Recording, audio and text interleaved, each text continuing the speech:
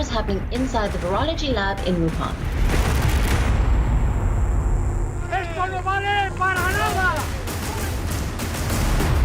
One ship was able to freeze global trade. We want love, we want peace, we want equality! There are A traditional recipe, and it's really very delicious.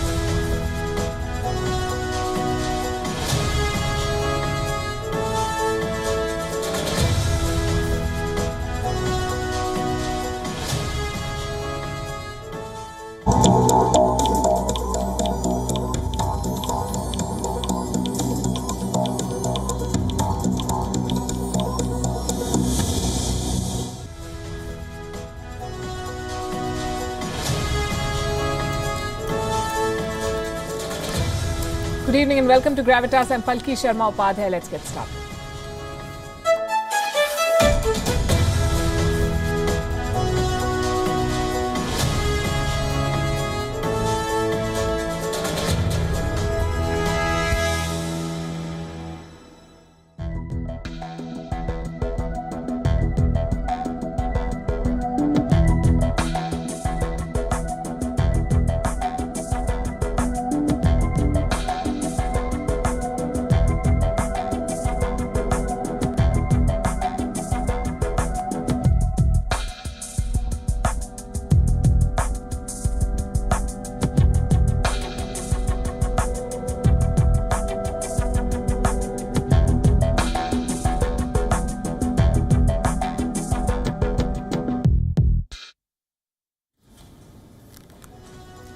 When do power cuts make it to the cover story of an international news show?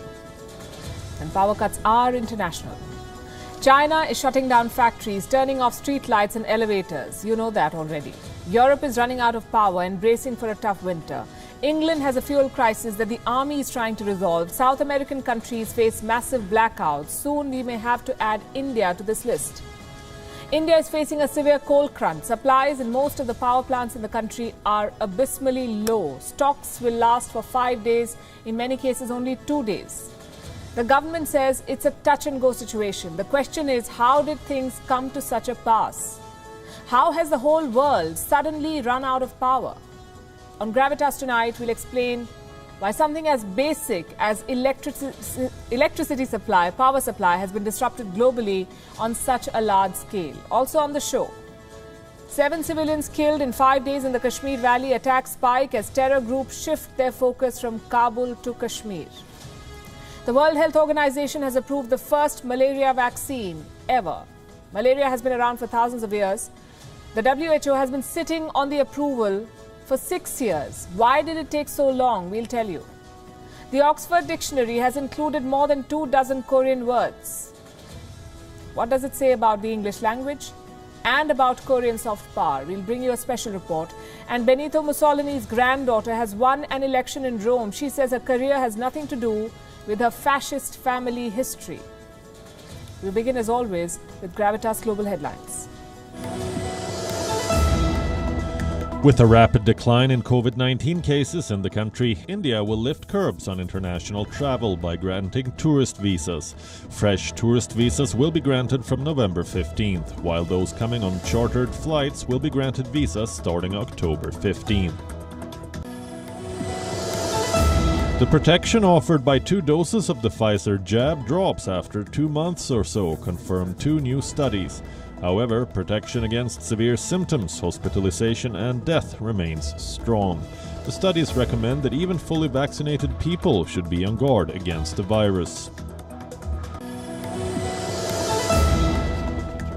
The coveted Nobel Prize in Literature has been awarded to Tanzanian novelist Abdul Razak Gurnah for what the judges called his uncompromising portrayal of the effects of colonialism. Gurnah has published 10 novels, with many of them talking about the experience of refugees. A U.S. federal judge has temporarily blocked a law which bans most abortions in the state of Texas. The judge granted the request from the Biden administration to block the enforcement of the law. Texas can appeal the same. At least 24 people killed and more than 200 injured due to a 5.7 magnitude earthquake which struck southern Pakistan. More than 100 mud houses collapsed while a large number was damaged. The US says that President Biden and Chinese counterpart Xi have agreed to meet virtually before the year's end. This follows a closed-door meeting in Zurich between US National Security Advisor Jake Sullivan and Chinese diplomat Yang Jiechi, where the US raised concerns about Chinese actions in the South China Sea, among other issues.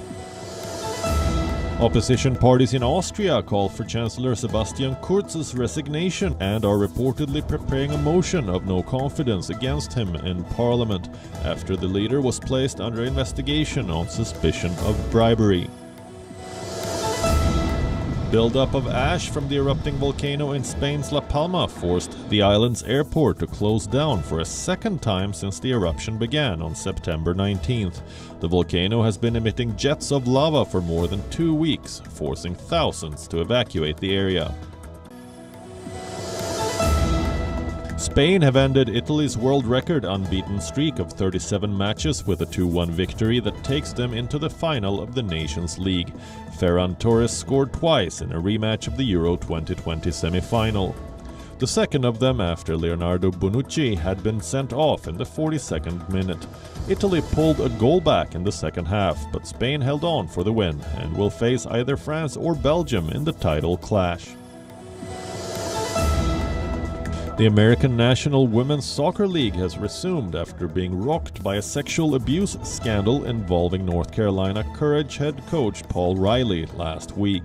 All 3 matches on Wednesday were halted in the 6th minute as players came together in a show of solidarity with the players who have spoken out against Riley. The Players Association has also demanded for accountability from league bosses.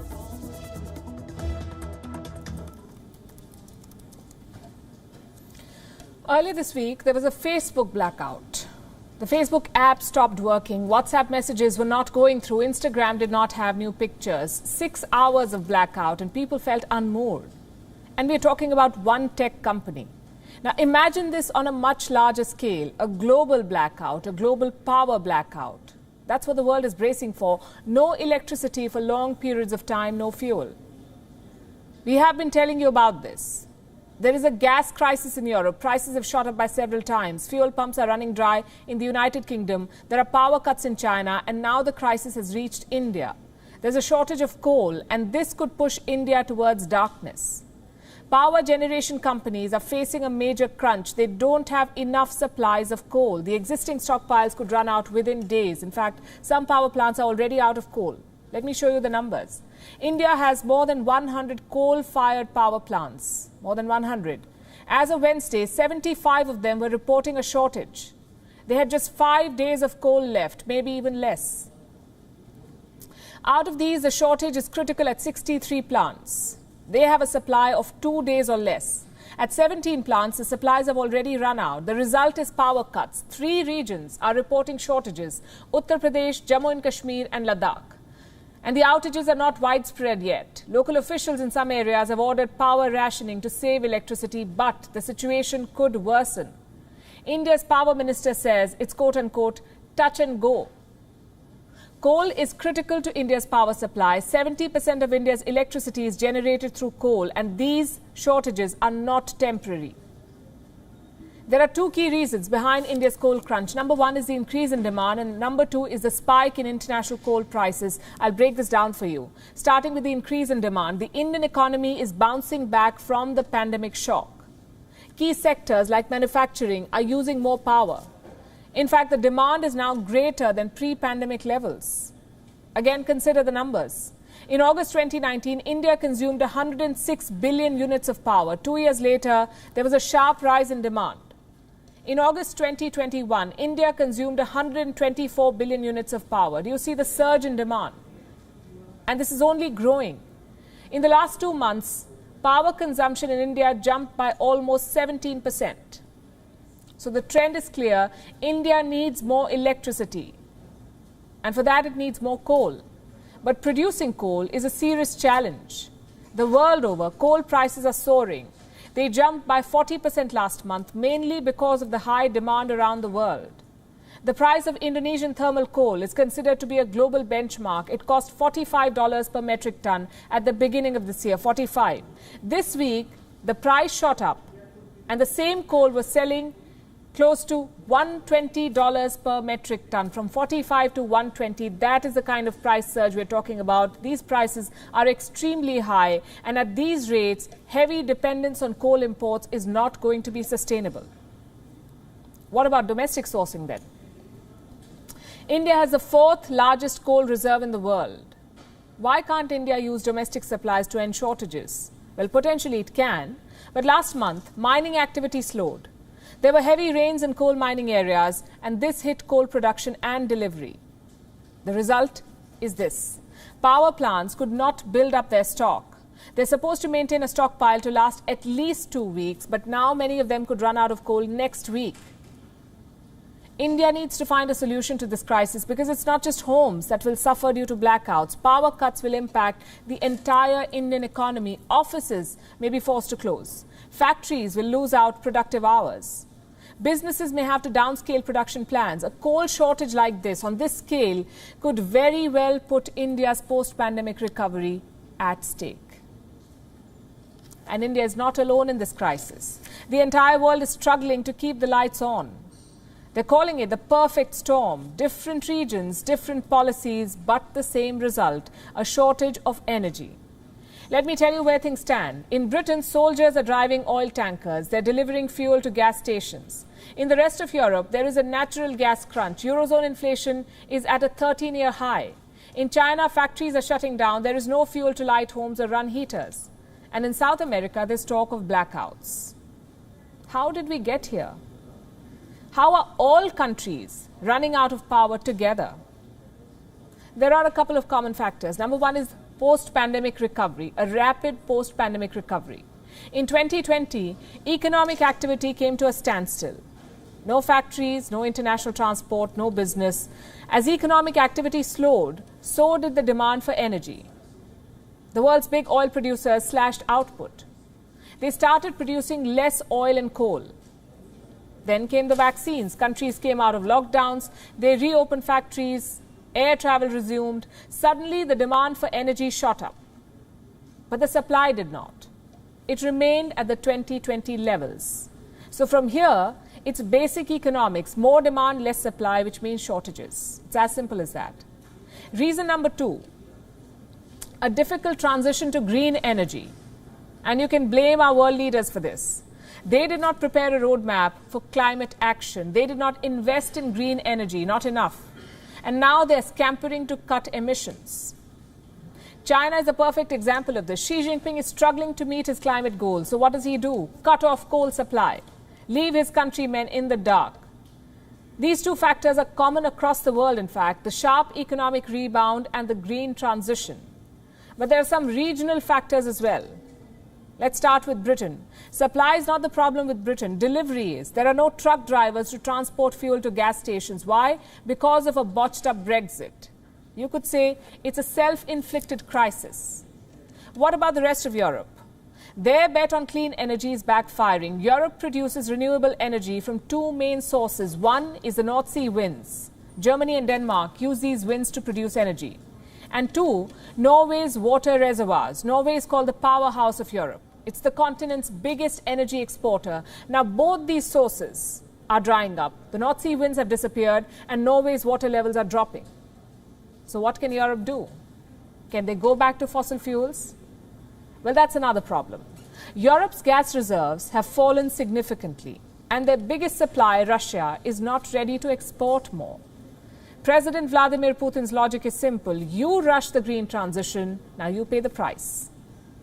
The transition to green energy should happen smoothly, and our country definitely has all possibilities to avoid those mistakes. We can see where unbalanced decisions and actions and abrupt movements can bring us. Today, as I said before, we can clearly see it on European energy markets. South America's problem is quite similar. Almost 65% of their power comes from hydroelectricity, from mega dams. But these projects have been hit by droughts. I'll give you an example. The Parana is South America's second longest river. Its water levels are at 77-year low. No water means no hydroelectricity. Reports say Brazil is on the verge of power cuts and blackouts.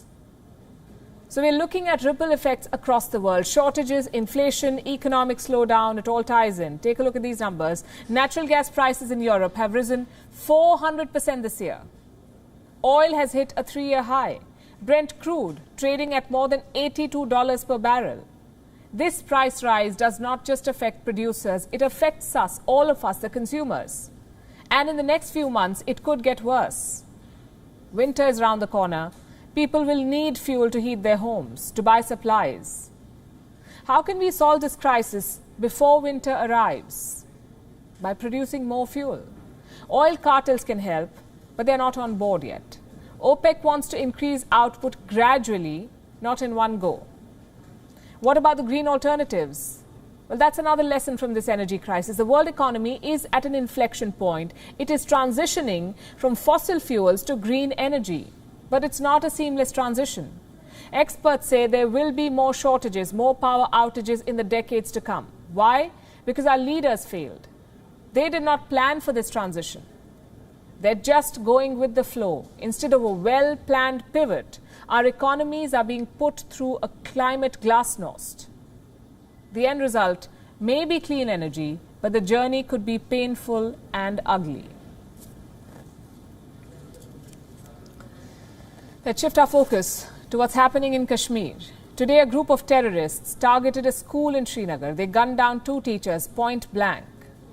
In the last 5 days, 7 civilians have been killed in Kashmir. Terror threats are growing. Terrorists are trying to revive themselves. The groups are reviving themselves with increasing help from outside. Our next report tells you how. Kashmir is on the boil again. Pakistan-backed terrorist groups are reactivating their networks. They are making fresh infiltration bids and targeting innocent civilians. A spate of terrorist attacks have rocked the valley. The latest victims are 2 teachers. Terrorists entered their school and shot the teachers point blank. We were having tea. We were sitting inside the room, this room. We were sitting, so we didn't know exactly what happened outside. We heard the sound of gunshots, so we got up and looked out of the window. And we saw one teacher collapse there. It was Pandit. You can see that the whole school premise has been completely covered by security forces. They are trying to nab the attackers, and that's one of the reasons that this whole area has been cordoned off by the security forces. Just day before yesterday, we saw 3 civilian killings happening 2 in Srinagar and 1 in Bandipora area. The famous chemist Emil Bindru was killed right outside his shop. There was a street vendor who was killed in Srinagar's Lal Bazar area, and then there was a sumo driver in North Kashmir's Bandipora area who was killed in an attack. Terrorist attacks have spiked in Jammu and Kashmir. In the last 5 days, 7 civilians have been killed. In the last 10 months, 23 have been killed. Plus 25 members of Indian security forces. The trend is clear and worrying. The idea is to terrorize locals and those who have migrated from other parts of India to make a living in Kashmir.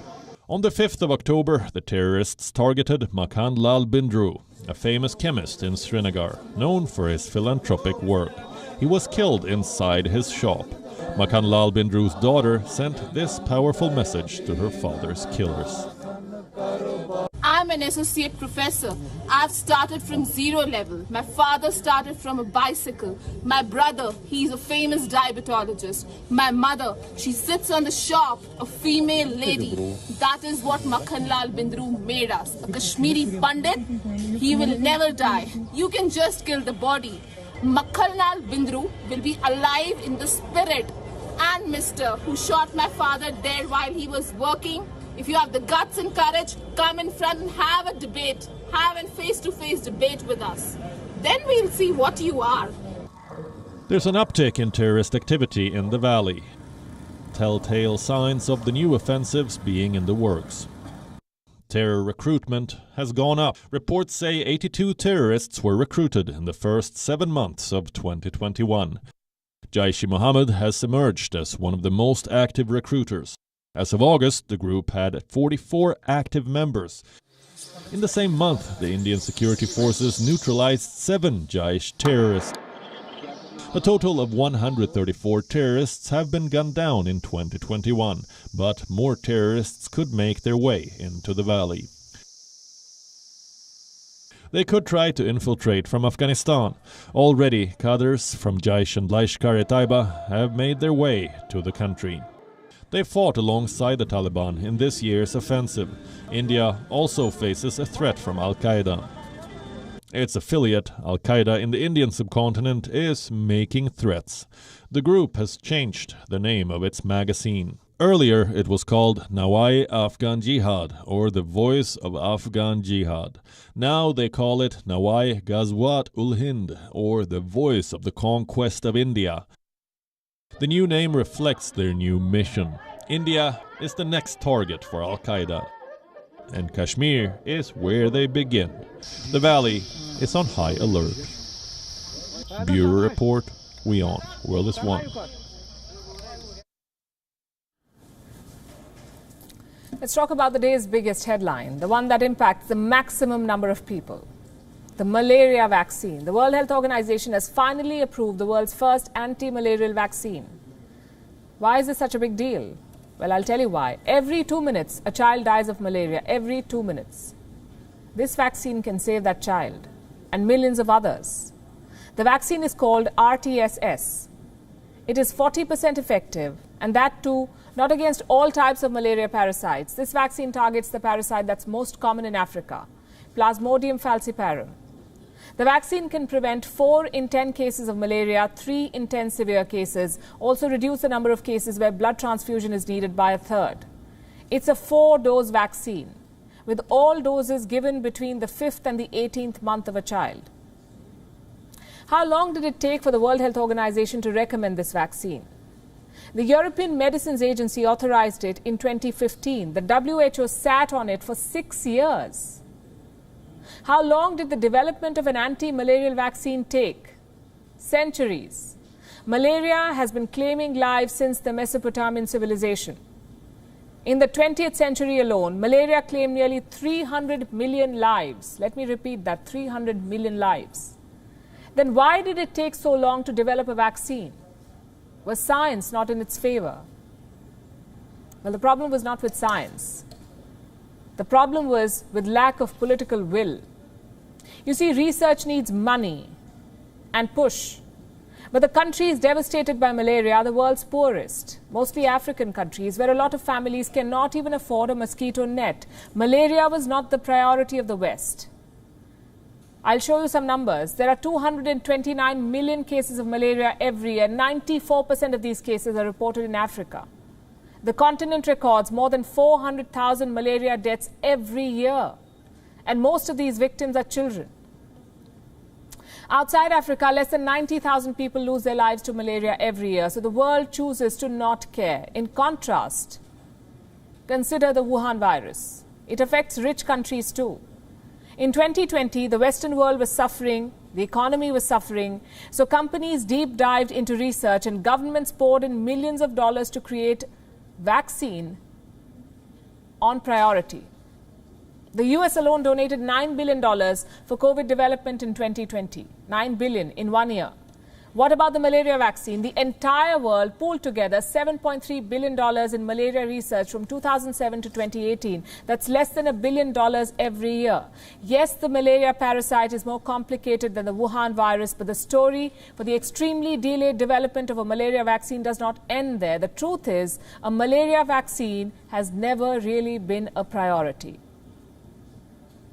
You saw how COVID vaccines smashed all records. We were rolling out doses in speed one couldn't imagine in the pharmaceutical world. The world made not one, not two, more than 22 Wuhan virus vaccines in 20 months. 7 of them have already been given emergency use authorization by the World Health Organization. 124 others are in clinical development stage, 194 in preclinical trial. And I'm not making this up, I am referring to WHO data. What explains the speed? The vaccine makers, the approvers, the donors, they all had the required incentive. Our world has 7.8 billion people. We need at least 15.6 billion doses of Wuhan virus vaccine if everyone is to receive at least 2 doses. I'm not even talking about the third booster shot. 2 doses alone creates an instant demand for more than 15 billion jabs. These vaccines had a market. A malaria vaccine does not have a market this big. Africa is a continent of 1.3 billion people. That's the population of India. Demand for a malaria vaccine is concentrated in just sub-Saharan Africa. WHO estimates say there could be a requirement of 110 million doses per year by 2036. That's not a big market, not big enough for pharma giants to book their resources. There is also not enough money to be made with the sale of each dose. You see, in the case of Wuhan virus vaccines, rich countries were ready to cough up money, as much as required. EU, for example, is reportedly paying more than $14 per dose of a Pfizer vaccine. 14. The US is paying close to $20. African countries are not going to be able to afford this. Malaria vaccine makers would have to print their price tags, keeping in mind the economic state of Africa. WHO estimates say a malaria vaccine will cost anything between $2 to $10. GSK, or GlaxoSmithKline, the company producing the malaria vaccine, has said that it will price the jab at 5% above the cost of production. 15 million annual doses will be produced for now, and these vaccines will also be made in India. GSK has partnered with India's Bharat Biotech. Another vaccine called R21 is in stage 3 of clinical trials. It is being developed by the Oxford University. It will be made by the Serum Institute of India. That's all very well, but could all of this have been fast-tracked? Perhaps. Had malaria overwhelmed the hospitals of New York, Italy, Spain or China, perhaps the story would have been different. And we sincerely hope it doesn't spread to these parts. That's not what we are saying. What we are trying to say is this. For Africa, malaria is worse than COVID. Malaria killed 386,000 Africans in 2019. The Wuhan virus killed 212,000 in the last 18 months. Burkina Faso has a population of 20 million. Every year it records 11 million cases of malaria. Every year 4,000 lives are lost to malaria. This is COVID on repeat. Just that it's worse. And because all of this is happening in Africa, it never makes it to the headlines. But now that we know how fast vaccines can be developed, let's try to not be blinded by profit. The world should apply this urgency to develop vaccines for other diseases too. HIV, for example, it jumped from animals to humans around the 1920s. That's 100 years ago. We still don't have a vaccine. Not a single HIV vaccine has made it beyond phase 3 of the clinical trials. Vaccines, you see, are a lifesaver. And we have come a long way. We've defeated smallpox, polio. But there is still no long-term vaccine for tuberculosis. For West Nile, Zika, HIV, the malaria vaccine, we say, is a great start. But there's a long way to go. Europe had an important visitor this week, US Secretary of State Antony Blinken. He was on a 3-day trip to Paris. It was less of a state visit, more of an apology tour for the AUKUS snub. The question is, did it work? You could say Blinken was a perfect man for this job. He studied in France, he speaks fluent French, he calls Paris his second home. That French connection seemed to have worked. America and France have committed to mending ties. Things aren't back to normal, but the rhetoric of backstabbing and betrayals has definitely cooled down. Blinken met with President Emmanuel Macron and the French foreign minister. They discussed the AUKUS deal and Indo-Pacific strategies. There was one major consensus, that deals like AUKUS should not replace NATO commitments. Blinken later called the meeting positive and productive. The conversations we've had just in the last 24 hours were very positive, very productive, and reflect a lot of important work that's in progress. Work that was tasked by President Biden and President Macron to, as I say, deepen consultations, deepen cooperation, deepen coordination across a range of issues that make a real difference for citizens of France and citizens of the United States. That's a rosy assessment by Blinken. Does France agree? Well, it does, but not in as many words. The French envoy has been asked to return to Australia. Prime Minister Scott Morrison welcomed the decision. He says the ties between Australia and France are bigger than a defence contract. See, the Australia-France relationship is bigger than a contract. And France's presence and significance and influence in the Indo-Pacific isn't about a contract.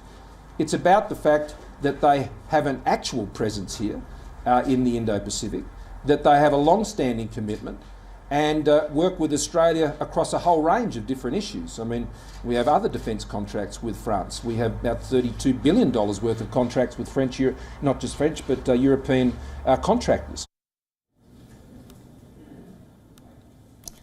Now, this is a tricky situation for France. Their rebellion definitely shook the Americans. Macron showed Biden that he is no pushover. But that was pretty much it. Some strong statements, some diplomatic drama, but nothing concrete, no strategic realignments. This is a crucial period for the European Union. Angela Merkel is retiring and President Macron wants to take her place. He wants to implement his grand vision for Europe. Hence the balancing act. Macron and Biden will be meeting at the G20 summit in Rome this month. Both leaders are hoping to bury the hatchet once and for all.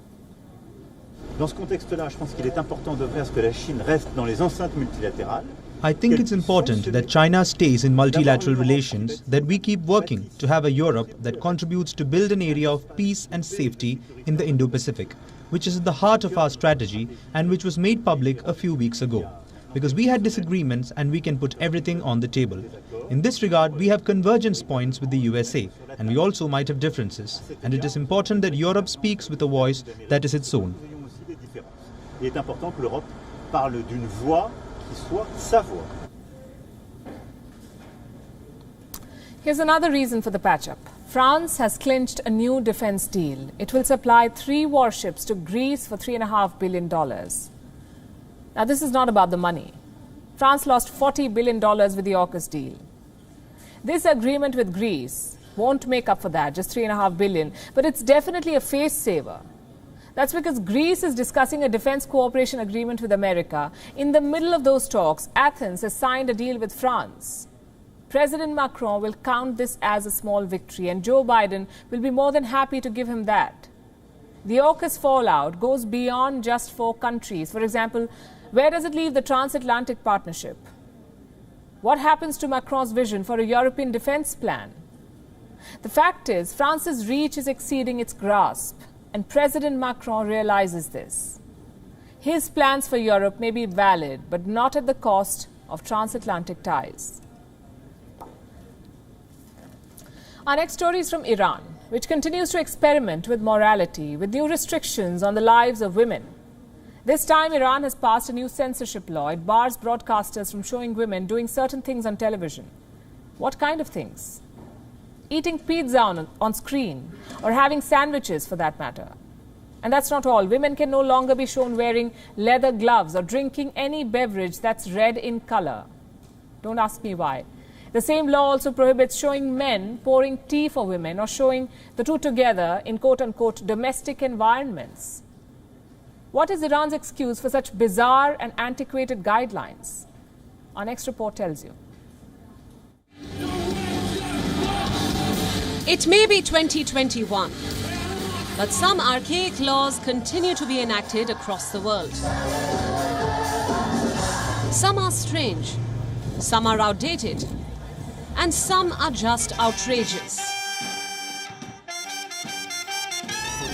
Take Iran's new censorship law, for example. It bars broadcasters from showing women engaging in certain behaviors. What kind of things? Eating pizza on screen, or enjoying a sandwich, or drinking red-colored drinks, or wearing gloves made of leather. Under Iran's new censorship rules, women can't be shown doing any of this on screen. You think that's bizarre? Then take this.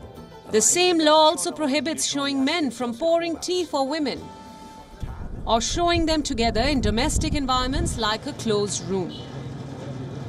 According to the Iranian media, these antiquated guidelines have been issued following a recent audit by the IRIB. That's the Islamic Republic of Iran Broadcasting, a body responsible for overseeing television and cinema in the country. Where did it conduct the audit? Who did it survey? This, the IRIB hasn't revealed. Iranians are understandably baffled, but they are not protesting. Most have learned to adjust to their supreme leader's whims. Ayatollah Khamenei, who controls every little aspect of life in the country, including perhaps what's allowed on TV and what's allowed in real life. The new TV guidelines seem like nothing when compared to Iran's new proposal on abortion laws. A letter from a judicial body has called upon laboratories to prevent criminal abortions by reporting positive pregnancy tests to the government. The letter states that one of the ways to prevent abortion is by connecting laboratories and the clinical centers to introduce mothers with positive pregnancy test results. What this basically means is that the state wants to infringe on a patient's privacy, violate the patient-doctor confidentiality, and make labs inform the government about new pregnancies. This is yet another move that shows the Islamic Republic's desire to control the bodies and lives of women. They can't step out without a hijab. They can't shake hands with men in public. They can't attend men's games at stadiums. They can't seek divorce without a judge's approval. And soon, they may lose the right to abortion. Bureau Report, WION World is One.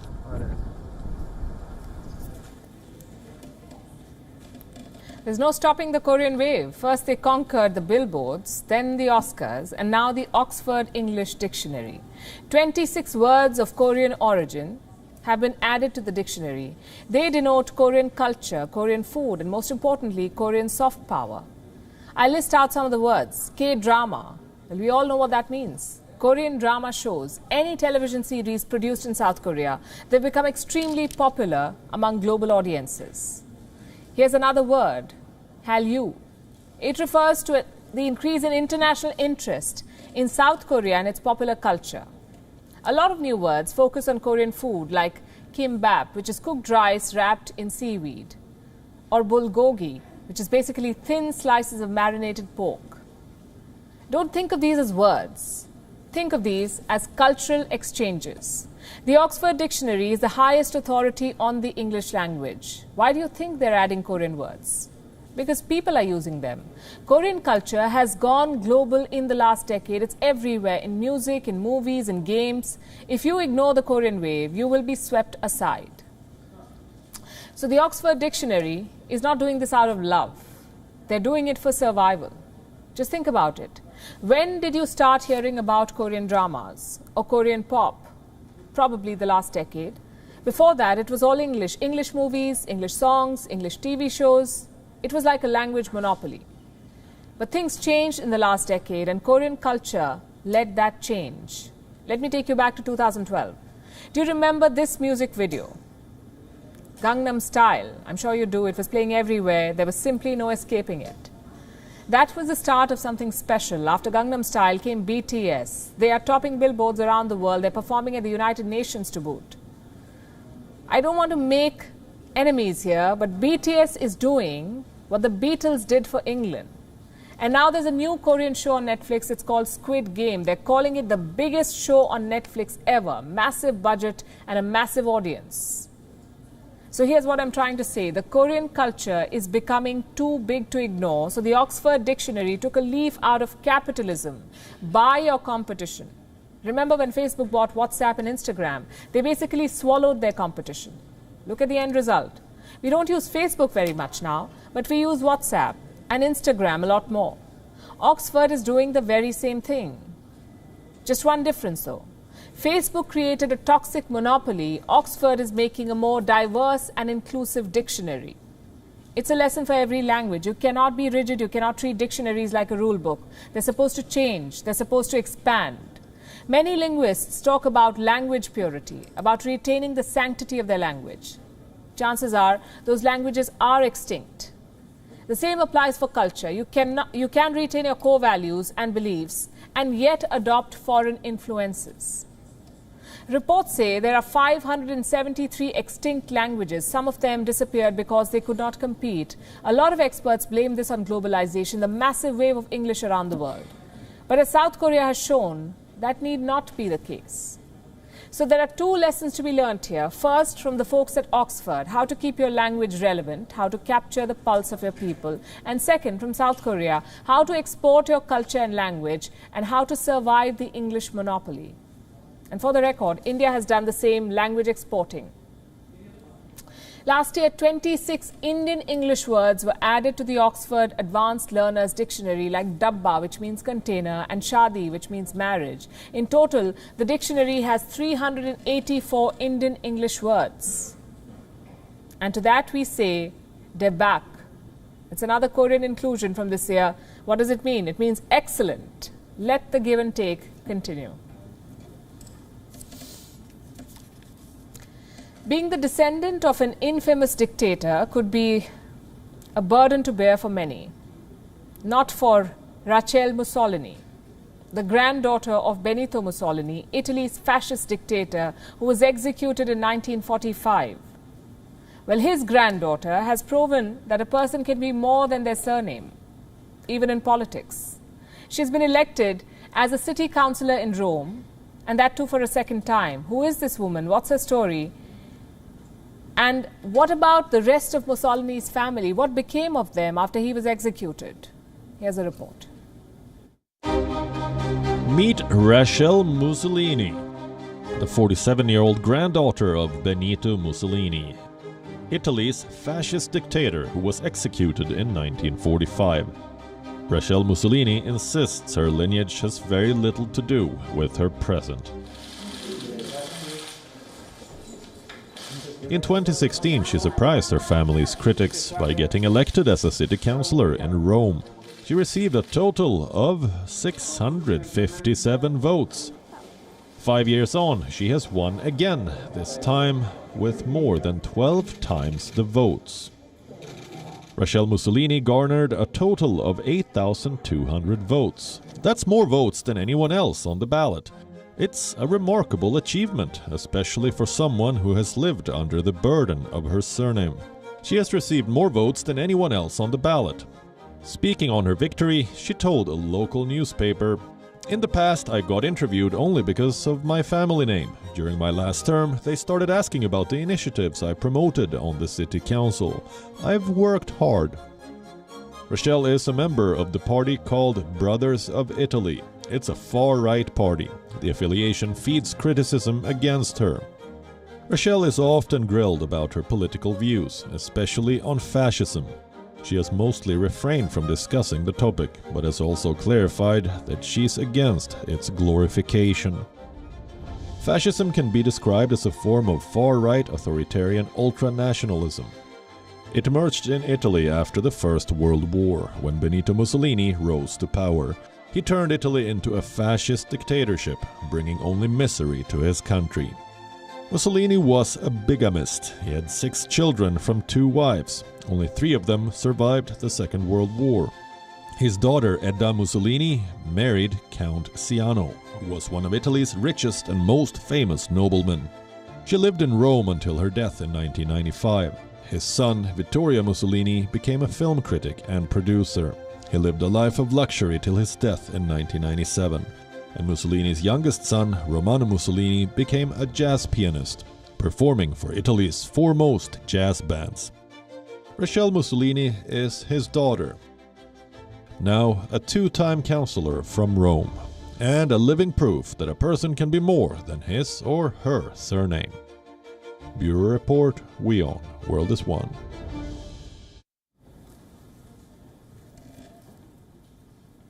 Let's end tonight's show with an honest conversation with ourselves. Here's the question. Do you regret the subject you picked in your graduation? Do you think you could have earned more by studying another subject? We often joke about it. Or did you take a subject for the sheer love of it and have absolutely no regrets? I ask this because there's a very interesting conversation happening online. It was triggered by the findings of a study by the Institute of Fiscal Studies. It has thrown up something interesting on gender pay gap. It says women earn less because of their subject choices. Now, first things first, what is a gender pay gap? It's the difference between what working men earn and what working women earn. It's the difference of the average. And that difference is huge. So huge that data suggests that earlier it would have taken 60 years to close the gender pay gap. And thanks to COVID, the number of years has now increased to 90 years. It will take 90 years to close this gap, the gender pay gap. It's often confused with unequal pay. These are two different things. What is unequal pay? It's when a woman earns less than a man for doing the very same job. Unequal pay is a reality, and in some countries it's illegal, including here in India. But things are different on the ground everywhere in the world. In the US, for example, a woman earns 82 cents for every dollar that a man makes for doing the same job. Women are paid less. But today we're going to focus on gender pay gap, how women in general make less money than men, no matter what job they're doing. So do women really earn less because of the gender pay gap? Well, yes and no. Yes, because the study says that women make for just a third of economics graduates. That's one reason they give. And economics happens to be the subject with the highest financial returns. You study economics, you make more money. But women make up for 2/3 of creative arts graduates. And that is the subject with the lowest returns in terms of money, creative arts. And the study goes on to say that studying economics would boost a woman's pay by 75% by the age of 30. Studying economics would give her 10 times the return than studying creative arts. But what the study doesn't tell us is that subject choice is just half the story. The rest being, in most societies, for the longest time, women did not have the same rights as men. In some cases, women still don't have the same rights as men. Women still do not have the same educational opportunities. Their biological and career cycles often clash. I'll give you an example. At 25, for example, a woman earns 5% less than a man, on an average, the world over. By the age of 30, that gap increases to 25%. They earn 25% less than men. Why does that happen? Because 30 is the age when most graduates start having children. Women lose out on opportunities because of motherhood. It's an unfair reality, and it's a reality. So there are really a lot of factors when one talks about the gender pay gap, not just the choice of subject. When it comes to the choice of subject, though, do you think a student should pick a subject depending on his or her, on its monetary value, or should she follow her passion? If you ask me, this should be a student's choice. Whether you pick a subject because of its lucrative career opportunities or because you want to deep dive into a subject that you love. It's true that there is inequality in the way our society treats certain subjects. Arts always figures at the bottom. But you see, not every person, man or woman, dreams of making a fortune. What everyone, irrespective of the gender, wants, I'm assuming, is to be happy. Now, it entirely depends on the person as to what makes her happy, him or her happy. Whether it is a high-paying job or a job that makes you feel fulfilled. And this is a conversation that we must have with ourselves, with our children, as they take off for college. What is it that we want from life? What is our one true passion? And are we ready to compromise for the sake of money? Or are we settling for a lesser bank balance, but perhaps a more fulfilled heart? Also, since this whole conversation started as a result of a gender pay gap study, here's something else that we must think about. Forcing a woman to pick science or pick economics is not the way we should be aiming to close the gender pay gap. We should start valuing choices, rights and freedom. That's the only way to close social, economic and pay gaps. Do write to us and let me know if you agree. We'll wrap the show with that, leaving you as always with Gravitas Images. Thanks for watching.